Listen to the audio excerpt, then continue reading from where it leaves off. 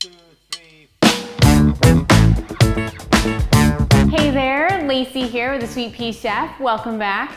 So I recently asked what make it healthy recipe you want me to make that is a fall favorite comfort food that you want me to turn into a healthy, clean eating version. And there were so many options to choose from because fall comfort food is just the best. But eventually, you know there has to be a winner, and I chose to make a healthy version of chicken pot pies because chicken pot pies are fabulous. This request was submitted by the Instagram user Katrosi. I hope that's how you say it, Katrosi. Not quite sure how you pronounce it. So I chose chicken pot pie as the winner because it is so perfect for a fall comfort food. It has that buttery crust, it has that savory filling. So congratulations to Katrosi on Instagram for having your Make It Healthy request chosen. We're gonna be making those chicken pot pies in just a second. And for having your request chosen, you get one of these cool shirts. So hang tight, I'm gonna get one in the mail to you soon. Oh, before I forget, make sure you subscribe to my channel so you never miss my weekly recipe videos and healthy eating inspiration, and you get notified of all the stuff if you click that bell. So definitely do that as well. Do it right now, and then we're gonna get started with our recipe. Our first step with these chicken pot pies is to get our pie crust started. I'm using my absolute favorite go-to pie crust, which is my butterless pie crust, which I have on the blog, and I have a video for you as well if you want to check it out. It is perfect for pies. I use it in my pumpkin pie, my pecan pie, apple pies, cherry pie. Seriously, any pie, sweet or savory, it's awesome. I'm subbing out your regular butter or Crisco or shortening for coconut oil in this pie crust. So just spread out some softened coconut oil over a sheet of parchment paper, and then we're gonna place this in the freezer for about 15 to 20 minutes. I usually put it on something sturdy like a cutting board or a plate as well before I put it into the freezer. Once it's solid and frozen, we're going to break it into smaller chunks using our hands, and then set it aside. In a food processor, we're gonna combine whole wheat pastry flour, some sea salt, and a little bit of coconut sugar. So then just pulse the food processor a few times to get everything evenly mixed. You could also do all of this in a large mixing bowl if you don't have a food processor. If you can't find whole wheat pastry flour for this, you can also use whole wheat flour. It's not gonna be quite as light, and it'll have a little bit more of a dense flavor, but it's still a 1-to-1 ratio. Also, if you are gluten-free, you could always sub this out for an all-purpose gluten-free mix and then add in some xanthan gum if your mix doesn't already contain it. Now we're gonna add in those broken up pieces of hardened coconut oil into our food processor.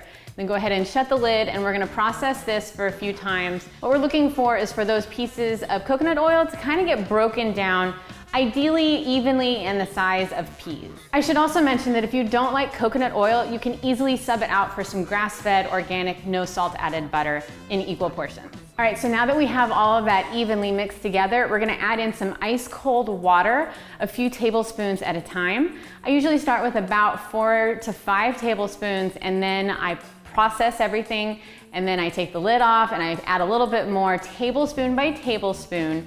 And what I'm doing here is basically trying to get the mixture to stick to itself. Once you can actually pinch together the flour mixture and it holds together, that's what you're looking for. Then transfer that flour mixture out onto a clean, flat, and dry surface. Using your hands, we're gonna shape this into a long, even log. You might need to manipulate it with your hands a little bit before it sticks together perfectly for your log. Keep in mind that the warmth from your hands is going to melt that coconut oil just a little bit. That might actually help you have it all stick together. If you notice that it's really not sticking together and you're kind of failing at creating this log, you can always add in a little bit more ice water at this time and then mix it all together again. Then just divide that log into 6 evenly sized portions. These are gonna be the crust for our individual mini pot pies. Now we're gonna wrap each of these discs individually using some plastic wrap or saran wrap, and then we're gonna transfer them into the refrigerator. We want them to be in the refrigerator for about 10 to 15 minutes at a minimum, but they could stay in longer than that. This is gonna really allow that coconut oil to harden back up again so that when you roll it out and you have it ready to go into the oven, those little pockets of coconut oil will melt, and that'll make your buttery, delicious, flaky crust. So this is an important step. So while we have our pie crust discs in the refrigerator, we can get started on our savory, creamy, delicious chicken pot pie filling. Season some boneless, skinless chicken breasts with some sea salt, ground black pepper, and some garlic powder, and do that evenly on both sides. While you're doing that, also we're gonna heat up some olive oil over a medium-high heat in a large skillet. Then we're gonna transfer our seasoned chicken breasts into the hot oil in the skillet, and we're gonna cook them for about 4 to 6 minutes per side, depending on how large they are. And what we're looking for is for the sides and the edges to become golden brown and for the chicken to become completely cooked all the way through. If you wanted to put a lid over your pan at this time, it will help expedite cooking, but it's not necessary. Then once it's cooked through, remove your chicken from the pan and then let it set aside. You can dice it into small bite-sized pieces once it cools. So our little pot pies are already gonna be dairy-free, but if you wanted to keep these pot pies vegan or vegetarian, you could just not cook the chicken and instead you could replace it with some mushrooms or potatoes. In our same pan that we cooked our chicken in, we're not gonna clean it at all, we're gonna add in some diced carrots, and then we're gonna cook those over medium-high heat for about 5 to 7 minutes until they become a little tender. Then we're gonna add in some diced yellow onion and stir that together and cook that for about 4 to 6 minutes until the onion becomes tender.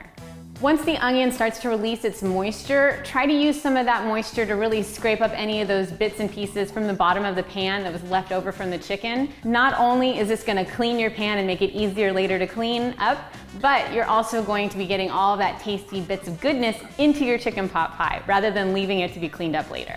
Next, add in some chickpea flour and some arrowroot starch and then stir all of this to combine. You really want to get as much of that white color gone as possible because that's going to show that it's all evenly mixed together and everything is nicely coated. These two ingredients are going to serve as our thickeners for our filling. Now we're going to add in our low sodium chicken broth. However, if you're keeping it vegan or vegetarian, you would just replace this with either water or some vegetable broth. Then we're going to stir all of this to combine. Continue to cook this mixture over medium-high heat for about 6 to 8 minutes, and you'll notice that it starts to really thicken up as it cooks. Once you notice that it's thickened, go ahead and return that cubed cooked chicken back into the pot, followed by a little full-fat coconut milk, some frozen peas, some frozen pearl onions, and some chopped fresh Italian parsley, and then mix all of this together really well. Seriously, these pearled onions are so good in this recipe, and I buy them frozen because that way you don't have to peel them because they come pre-frozen. And that's totally fine. It has all the same nutrient value as a regular pearled onion, and they are so good. They have this little pop of juicy flavor as you're eating your chicken pot pie. So at this point, all the seasonings have been added to this filling. So you want to taste it now and see if your taste buds want a little bit more salt or pepper, and then add it to your taste. So now that we have our filling all ready to go, we can continue to work on our pie crusts. So go ahead and remove the discs from the refrigerator and then let them set out at room temperature for about 5 minutes. This is really going to let them soften up just enough to be movable and maneuverable to form our crusts. At this same time, let's also go ahead and start preheating our oven to 375 degrees Fahrenheit and then grease a jumbo muffin tin with some avocado oil or some olive oil and then set that aside. On your clean, flat, and dry surface, go ahead and spread out a little bit of some more whole wheat pastry flour so that your dough doesn't stick. Then grab one of your refrigerated discs and then slice off about a quarter of it and then set that quarter aside. The larger part is gonna be the bottom of our pie crust and the top part is gonna be the top of our pot pie. So we don't need that yet. Then using a well-floured rolling pin, we're going to carefully roll out our pie crust into about a 6-inch diameter. Make sure as you roll it out that you roll it out evenly and you keep flouring it so that it doesn't stick to either your rolling pin or the bottom of your surface. If you find that it just will not cooperate and it keeps falling apart, you can always bring it all back together and combine it and then try it again. That's okay, and it's kind of normal for the process, especially if you didn't add quite enough water from before. This point is where it's really gonna fall apart, and you can always add a little bit more if you need to keep it to stick together.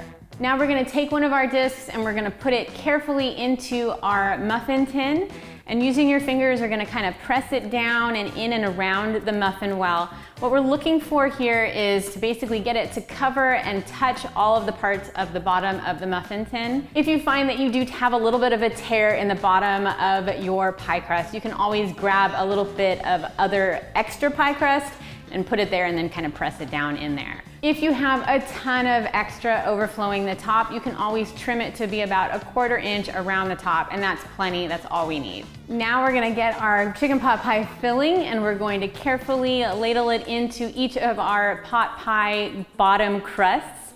We're looking to fill it almost entirely all the way up, but we don't want it overflowing. So now we're gonna use our remaining dough that we set aside from earlier. So we should have 6 pieces, and each one we're gonna roll out into about a 4-inch diameter. They don't have to be as big because they're just gonna go on the top of our pot pies rather than filling in the whole bottom. So then go ahead and repeat with the remaining ones, and then we're going to carefully transfer that over onto our pie crust, then repeat with the remaining dough. You basically want the top dough to be touching the bottom dough so that we have a nice even and closed seal. Then using a paring knife or a small sharp knife, we're going to carefully slice 2 slits over the top of our pie crust. This is gonna allow steam to escape while the pot pies are baking instead of having it bubble up and break. Now in a small bowl, we're gonna combine an egg and a tablespoon of unsweetened almond milk, or whatever milk you prefer. Then we're gonna whisk this together. Now we're gonna brush this mixture over the top of our pie crust, and this is really gonna give it a nice golden color to the pot pies. But if you are vegan, this is not an absolutely necessary step. You could always just add in a little bit of oil and water and top it, or you could just leave it the way it is. Place the pot pies on a rimmed baking sheet lined with parchment paper, just in case there's some overflow, and then transfer them into the oven. We're going to bake for about 35 to 45 minutes until the tops of the pot pies are golden brown and the insides are bubbling, and you can kind of see it bubbling. If at some point you notice that the tops are becoming a little bit more golden brown and burnt, and you don't want that, go ahead and just cover it with a little bit of aluminum foil, and that'll solve that problem. Then you can remove them from the oven and allow them to set for about 5 to 10 minutes. So these individual chicken pot pies will last in the fridge in an airtight container for about 4 to 5 days. You could also choose to freeze them in either a reusable storage freezer bag or wrap it in aluminum foil, and then they'll last for up to 4 to 5 months. So we all grew up with those pot pies that you can just grab from the freezer, and this is totally a healthy version of that. So you can just grab them straight from the freezer and bake them at 375 until heated through. It should take about 30 to 45 minutes as well. Or you could always allow it to thaw and then just cook it in the microwave, but that will not be as buttery, crispy, delicious as if you reheat it in the oven. So how cool is it to have our little own healthy mini chicken pot pies? I love how you can make them ahead of time. You can prep 6 at a time and then store them in the freezer for this just super delicious, healthy, hearty comfort food that is good for you during the fall. You can also easily double or triple the recipe if you want to just totally stock up on chicken pot pies, or you can add different ingredients into the filling to kind of have different flavors as well. Thanks so much for watching. Make sure to give this video a thumbs up if you are a fan of chicken pot pies made healthy, and always share your make it healthy requests with me, especially like in the comments below. I love to hear what you want me to make healthy. If your idea gets chosen, I'll make it, I'll call you out, and you get a cool t-shirt just like this. So thanks so much for hanging out with me today. I will see you next time. Bye-bye.